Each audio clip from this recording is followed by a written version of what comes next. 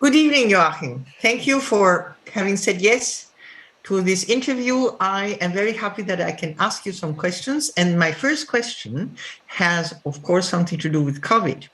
We are in the middle of the fourth COVID wave, and apparently there is a new wave coming from Colombia. Why does the course of corona occur in waves? Oh, yeah. Okay, good question, and thank you for giving me the opportunity to explain a couple of issues surrounding this pandemic. A popular model in epidemiology is the SIR model. S for susceptible, infectious, and removed or recovered.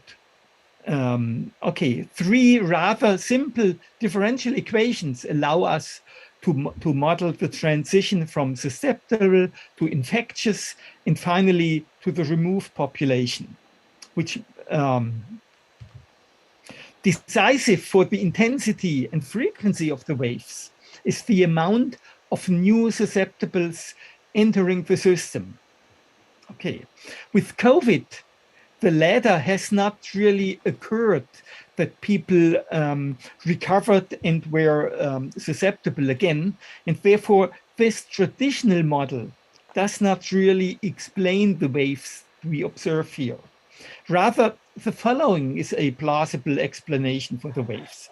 The infection process can be modeled via contacts, numbers, frequencies, and we have very good illustrations to illustrate these contacts and how they multiply.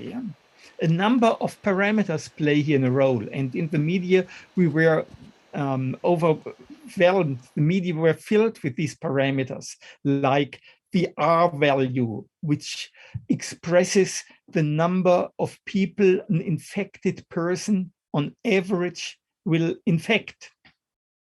Or other parameters are age, the season, the weather plays an important role, as it is with the common influenza. Okay. Also, the occurrence of new mutants play a role. All these parameters are not fixed, but several of them depend crucially on our human behavior and can be changed and through our compliance or our careless dealing with these rules, like distance holding, hand washing, mask wearing, and how strict we obey to a lockdown. The time of the year, and consequently, if we are staying outdoor or indoor, also plays a role. Okay, and we have these waves because the parameters change. In addition, these phenomena are well known from modeling time-delayed effects. We have here time-delayed effects. People respond with a time delay. It's a bit similar to when you take a shower and the water is too hot. What do? You turn it to cold. That takes a while till the colder water comes through the pipes. So you get impatient and you make it even, you turn the water even colder than you like it. Well, what's the consequence? Very soon you say, oh, it's too cold. I have to change it. In particular, impatient persons change it and change it to, and the water gets too hot. And that causes all these waves that we observe here also. Yeah? If the intensive care units in the hospitals are filled, then the governments impose strict rules. It takes a while till the stricter rules are implemented. And then when they are implemented and the numbers go down, people feel like, oh, there's no problem anymore, and move around and have parties, and then the infection rate goes up again. Thank you for the explanation on the waves. Now we all talk about vaccines. As you know, the politicians try to convince people in all countries to get vaccinated, but there is some hesitancy in some countries more than others. And there are many reasons for the hesitancy. Some are religious, some are perhaps irrational, but some want to, have arguments based on numbers. And these are often very wrong, as you may have observed. Could you tell us about this hesitancy and the statistical literacy we should need? I mean, sure. I'm an applied mathematician and not an sorry. I'm an applied mathematician and not a virologist. But to all I know is that the vaccine is the best protection for the entire population. And epidemiologists can tell us, and epidemiological models can verify that we need a certain level of vaccinated people to really have to be safe of the virus. And this figure could be, some say 80%, others say 85%, but the current number that we have in Germany nowadays, with 60% being fully vaccinated and about 65% having at least one vaccination, is not enough.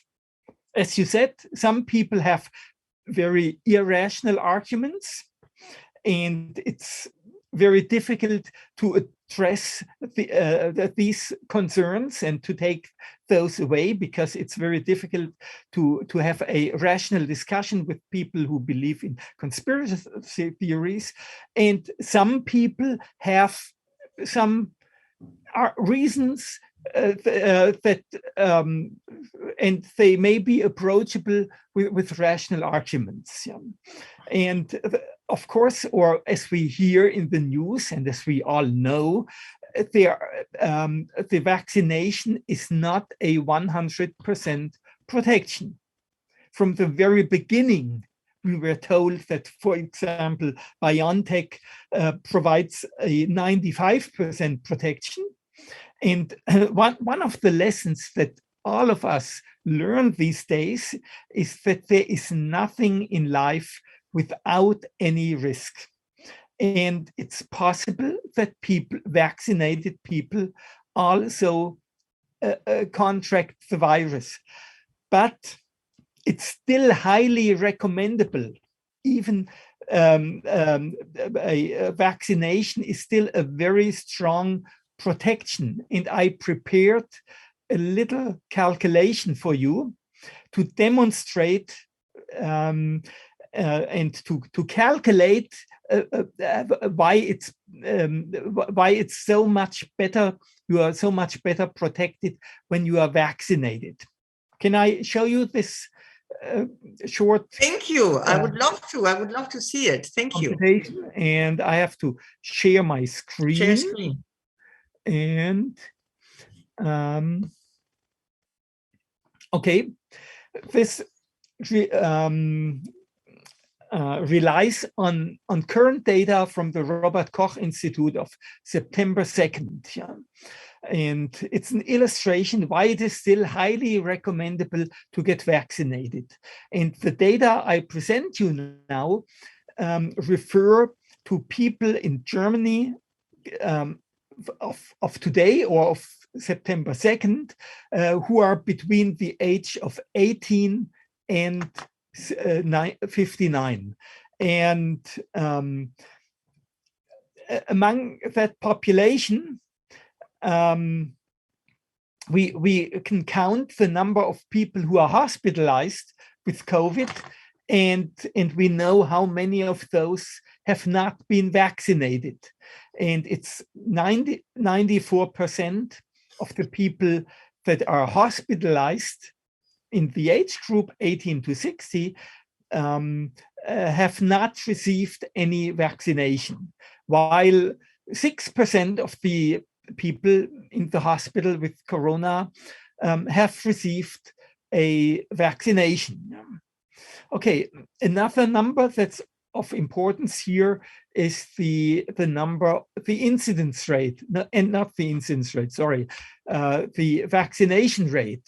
Okay, it's wrong. It should not say incidence rate, it should say the vaccination rate. 60% of people are vaccinated, 40% are not vaccinated. Now, if you do some elementary application of conditional probability, you can do the following calculation. The probability that a person that is not vaccinated ends up in the hospital. For all those out there who are not vaccinated, this is an important number. What is the probability that you will end up in the hospital based on today's data? Okay, elementary probability allows you to rewrite that formula as a fraction, and the numerator has the conditional probability of the hospitalized of those who are not vaccinated among the vaccinated people. That's what we know, the 94%, multiplied with the probability of being hospitalized and divided by the probability of not being vaccinated. So two of these numbers we know, the 0.94 and the 0.4. And sure, we cannot say the probability that any person ever will get hospitalized. But okay, the probability that a not vaccinated person will end up in the hospital had been transformed to the formula you see here on the right. We can do the same calculation with the people who are vaccinated. And we get an expression that you see here that ends the formula 0.06 times the probability of being hospitalized divided by the vaccination rate 0.6. Yeah? The probability that of all the vaccinated people that they will end up in the hospital. That's not yet still a concrete number. We do not know the P of H, the probability of that a person at all will get hospitalized. However, now we can compute something that's called the odds ratio. That is the quotient of these two expressions. That tells you the probability that how much more likely it is to be hospitalized if you are not vaccinated compared with the probability that you are vaccinated. And here, the unknown quantity P of H cancels out. If you consider these two fractions, and the answer that I can provide, again, on the basis of the current data of the Robert Koch Institute and applying to people in the age range between 18 and 59, the answer is a non-vaccinated person is 23.5 times more likely to be hospitalized than a non-vaccinated person. Great, this is great. And this is very important for our students because, you know, we learn conditional probabilities, we learn odd ratios, Bayes theorem, and we see here how useful these instruments are. So I will now switch to the topic of your participation in math education and in particular in statistics education, asking you first, how did you enter this area? What was your, your road? Okay. Your life? Okay, how did you get to become sure. I got education? early on to studying mathematics with a diploma in Bonn, which included also pure mathematics. But I always have been fascinated by the mathematics of uncertainty, and so it was clear to me.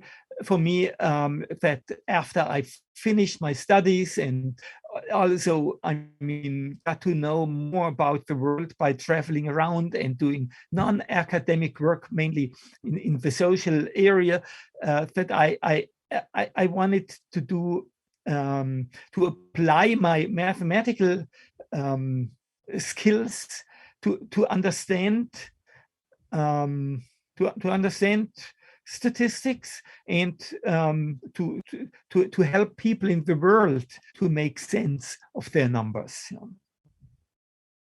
So where did you get you got your PhD in California, am I right? Was Yes. that in statistics already? Well, I mean, my formal degree is in applied mathematics, a PhD in applied mathematics from the University of Southern California, but with a focus on statistics. In that context, it was still very theoretical, mathematical statistics with wavelets, and but my interest became much stronger in applying these skills to solve problems, to contribute to problems that are burning to humankind, and to help people to get a grip on these issues. And I mean, in the whole world, we are reasoning with data from global warming to unemployment rate and migration and many more, and inequalities in the world. And nowadays in Germany, we have the election campaign. In public debate, everyone throws around their numbers and reasons with them, and of course numbers by itself are innocuous. Okay, but it's up to us to interpret. We give them meaning by visualizing the data and interpreting them. So the next question I want to ask, you are today in statistics education. You were the president of the IASE, and now I think you're vice president, or I don't know, how do you call it? And I would like you to say a couple of words on this association and on the importance of this association and, the diffusion of statistics education in the world and the importance of it. Okay, I mean, just the last year was a extremely vivid demonstration of the importance of understanding and making sense of the quantitative evidence that we gather around the world. And when I talk about making sense of it, that does not only apply to using some formal statistical procedures. A lot of it has to do with critical thinking, and you have to ask about the pedigree of the data. How reliable are the data? Where do they come from? Do the data really provide an answer to the question I have? And these are highly important questions. I mean, the International Statistical Institute has its slogan, "Statistics for a better."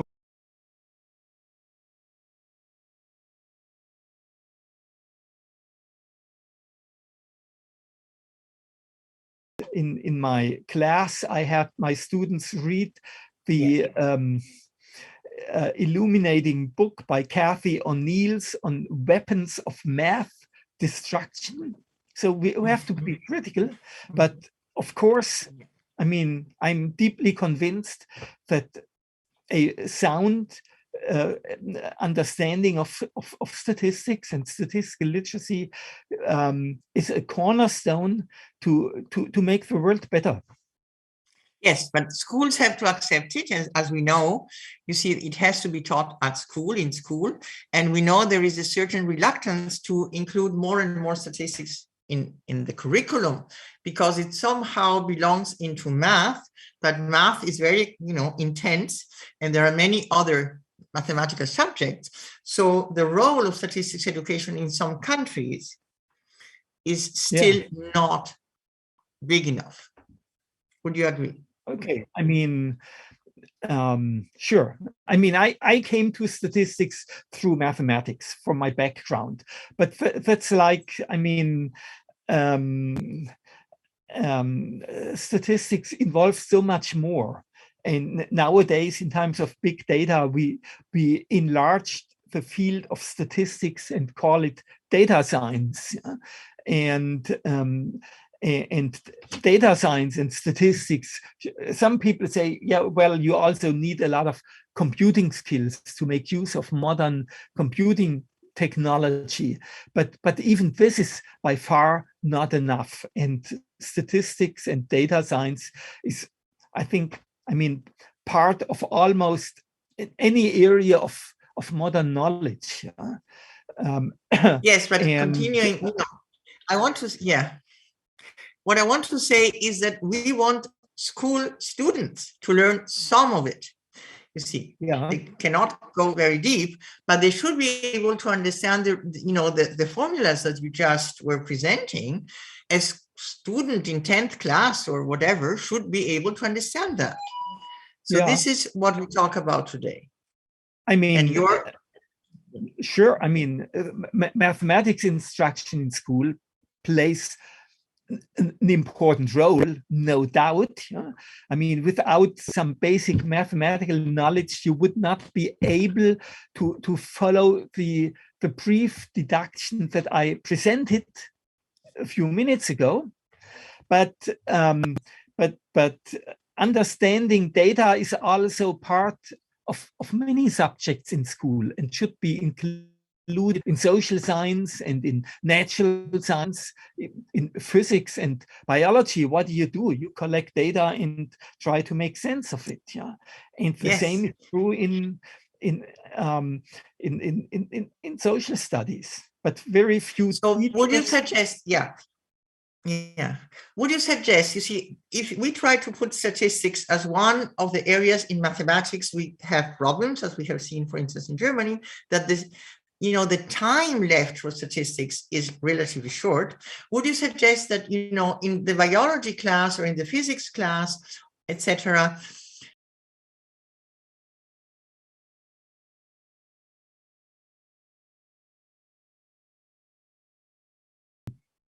statistical literacy should be a general skill in this general competency, like media literacy, that spreads out through various subjects.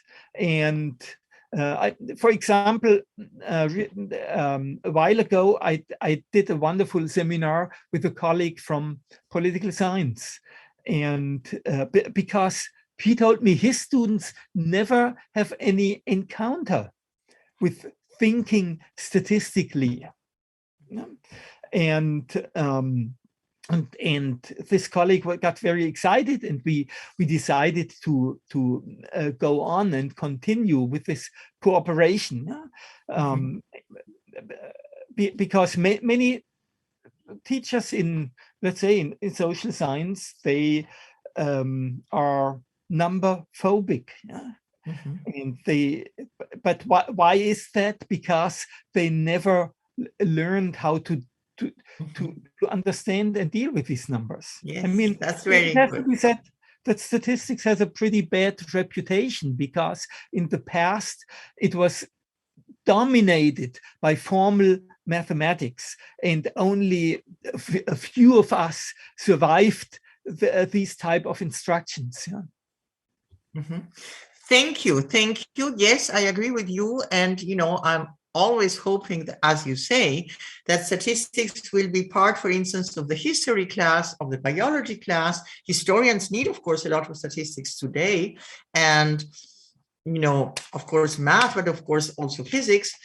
And that is an ideal that we work for. And I'm very grateful for your very good explanation of the COVID situation, the hesitancy, because that was showing us precisely that some understanding of conditional probabilities is very, very useful to tackle and deal with the question of whether I will get vaccinated or not. I got vaccinated, of course, and you too, of course.